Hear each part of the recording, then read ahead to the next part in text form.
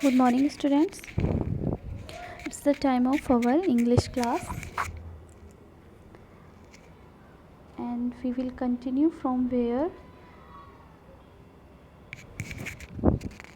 when we left in our last class on the topic of singular and plural noun.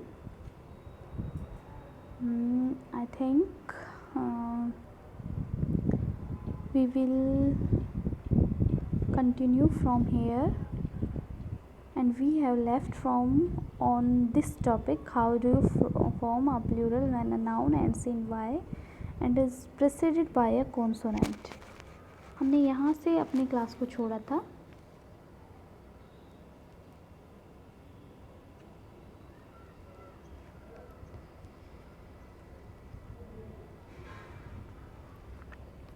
तो अब हम यहीं से कंटिन्यू करने वाले हैं. जब भी हमारी किसी नाउन वर्ड के लास्ट में वाई आता है, ओके, और उससे पहले it is preceded by a consonant, ये इससे पहले कोई भी कॉन्सोनेंट आता है. प्रेसिडेड बाय मतलब इससे पहले कोई कॉन्सोनेंट आता है तो हम क्या यूज़ करते हैं उसको प्लूरल फॉर्म में चेंज करने के लिए. हम वाई को रिप्लेस कर देते हैं, वाई को हटा देते हैं और उसकी जगह पर हम क्या यूज़ करते हैं, IES. एग्जाम्पल है बेबी का. जैसे हमारा वर्ड है BABY, इसके लास्ट में नाउन के जो वर्ड है वो वाई है, सॉरी वर्ड नहीं, लेटर है वो वाई है, और वाई से पहले जो लेटर हमारे पास है वो कॉन्सोनेंट है. It means Y is preceded by a consonant. So when we change it in plural form we will replace Y from IES. हम बेबी को प्लूरल फॉर्म में चेंज करेंगे तो वाई को हम रिप्लेस कर देंगे IES, babies. Correct. How do you form a plural when a noun ends in O and is preceded by a vowel. अच्छा, तब हम क्या करते हैं, अगर किसी नाउन के एंड में O आ जाए, किसी नाउन के एंड में O आ रहा हो and is preceded by a vowel, और ये किसी वोवल से प्रेसिडेड हो, मतलब O से पहले कोई वोवल आ रहा हो, तब हम क्या करते हैं, तब हम कैसे उसको प्लूरल फॉर्म में चेंज करते हैं. तो हम उसको प्लूरल फॉर्म में चेंज करने के लिए नॉर्मल S का यूज़ करते हैं. ओके, हम उसके साथ में S ऐड कर देते हैं. Most nouns ending in O preceded by a vowel is formed into a plural form by adding S. अगर किसी नाउन के एंड में O आ रहा हो और उससे पहले वोवेल आ रहा हो कोई भी, तो हम उसको प्लूरल फॉर्म में चेंज करने के लिए उसके साथ में S को ऐड कर देते हैं. राइट. एग्जाम्पल देख लेते हैं. जैसे हमारे पास एग्जाम्पल है folio, FOLIO. Notice the point. यहाँ पर हमारे नाउन के लास्ट में जो लेटर है वो O है, और O से पहले I है, which is a vowel. It means O is preceded by a vowel. O से पहले एक वोवल आ रहा है, तो अब हम इसको प्लूरल फॉर्म में चेंज करने के लिए क्या करेंगे, हम इसके साथ में ऐड कर देंगे S. Folios, FOLIOS, folios. ये हमारा प्लूरल फॉर्म में चेंज हो गया. तो आपको ये चीज़ ध्यान रखनी है, अगर किसी वर्ड के लास्ट में O आ रहा हो और उससे पहले कोई वोवेल आ रहा हो, तो हम उसको प्लूरल फॉर्म में चेंज करने के लिए S ऐड कर देते हैं. ठीक. नेक्स्ट हम वर्ड देख लेते हैं कैमियो, CAMEO. यहाँ पर सेम सिचुएशन है, सेम कंडीशन है. लास्ट में जो लेटर आ रहा है वो O है, और उससे पहले जो लेटर है वो वोवल है, E है.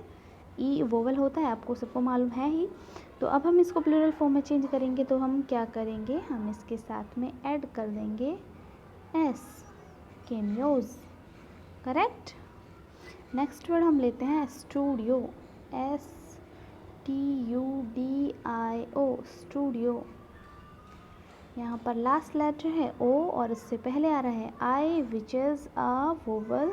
It means O is preceded by a vowel, so we can use S to make it in a plural form. हम इसको प्लूरल फॉर्म में बनाने के लिए हम इसके साथ में क्या यूज़ करेंगे, S. We will added S to it, हम इसके साथ में एस यूज ऐड कर देंगे, स्टूडियो का स्टूडियोज। ठीक है, अब नेक्स्ट हम अपने रूल की तरफ रन करते हैं। How do you form a plural when a noun ends in F और एफ ई।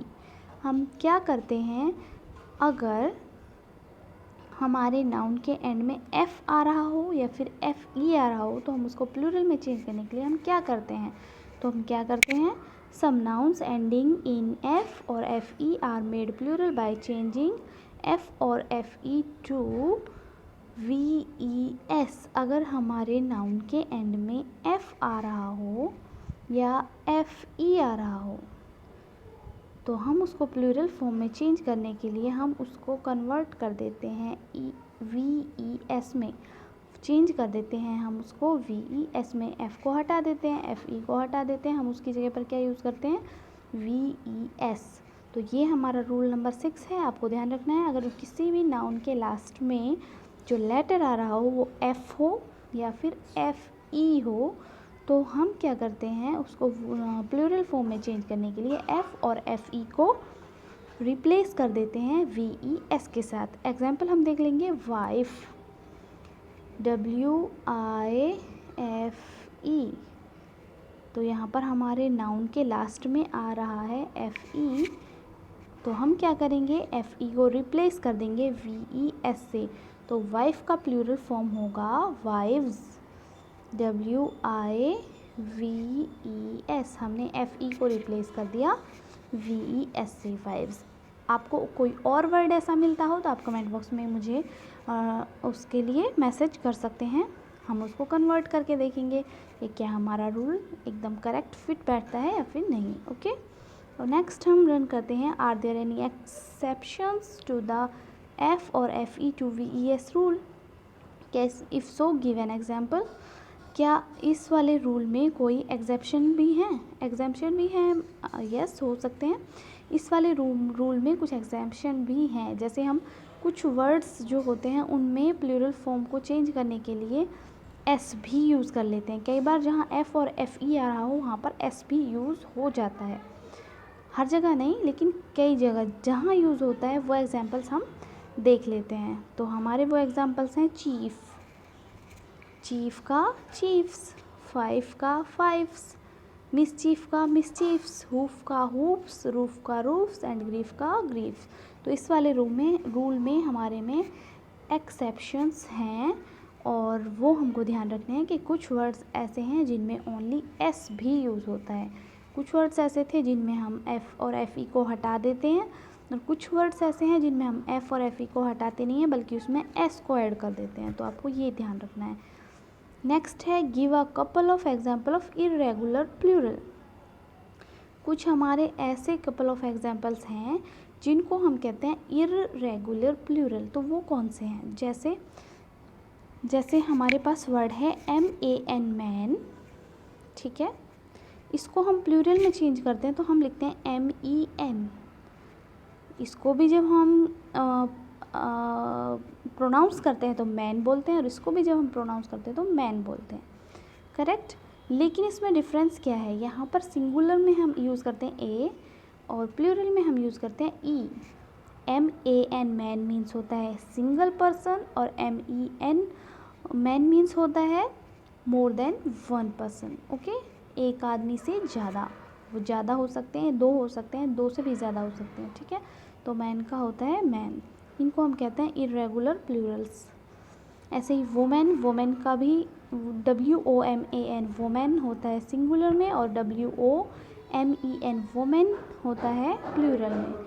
चाइल्ड, चाइल्ड का होता है चिल्ड्रन, फुट का फीट, टूथ का टीथ, माउस का माइस, लाउस का लाइस, ऑक्स का ऑक्सन, गूज का गीज। इस तरीके के जो प्लूरल्स फॉर्म होते हैं उनको हम कहते हैं इरेगुलर प्लूरल फॉर्म्स, जिसमें साउंड लगभग सेम होती है लेकिन हल्का सा डिफरेंस आ जाता है हमारे वर्ड में। Give a couple of examples of nouns that have no singular.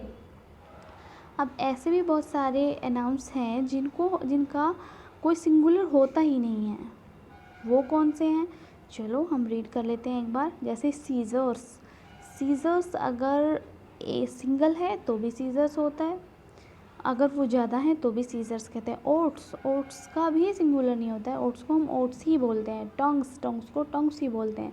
Trousers को ट्राउज़र्स ही बोलते हैं। पिंचर्स को पिंचर्स बोलते हैं।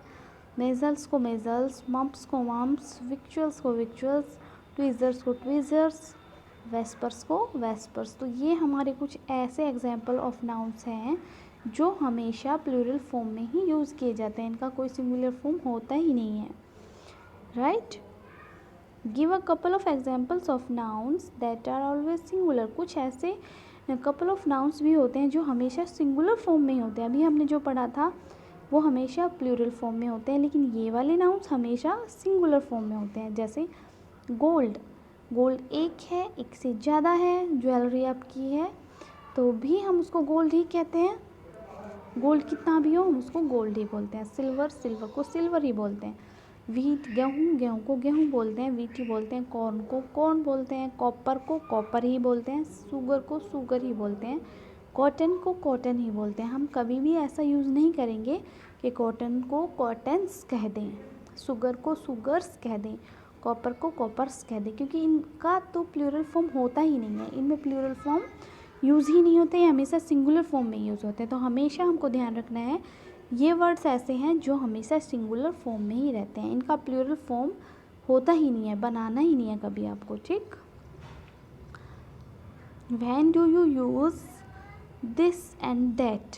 अच्छा, हम दिस और दैट को कहाँ यूज़ करते हैं? दिस और दैट दोनों ही सिंगुलर नाउन्स है। Singular nouns use this and that.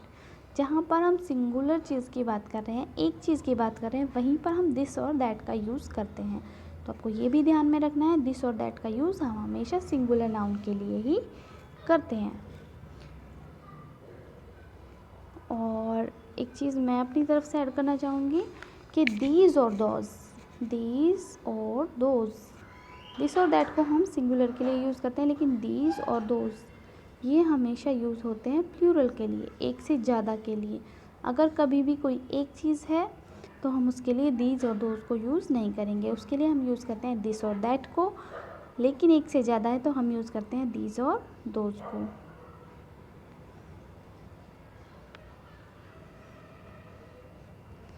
I think it is enough for you, and we will ending our session with the topic of plural and singular noun, और आप अपना topic अच्छे से complete करेंगे। So good bye.